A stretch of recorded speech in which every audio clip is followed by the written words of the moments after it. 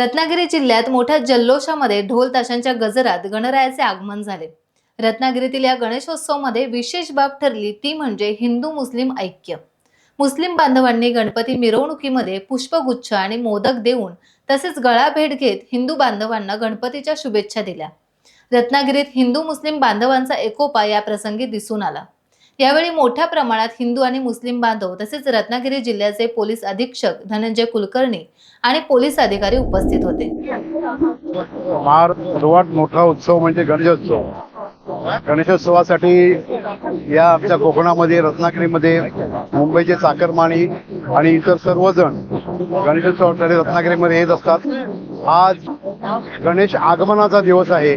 आज सर्वजण गणेश मूर्तीला आपापल्या घरी तसेच सार्वजनिक मंडळ आपल्या त्या ठिकाणी घेऊन आहेत आणि अशा वेळेला आम्ही सर्व मुस्लिम समाजातील प्रमुख मंडळी या ठिकाणी त्यांचं स्वागत करण्यासाठी उपस्थित आहोत। आम्ही सर्व मिळून गणेश भक्तांचं पुष्पगुच्छ देऊन हार्दिक स्वागत करणार आहोत की जेणेकरून या ठिकाणी सामाजिक शांतता आणि सद्भावना निर्माण होईल।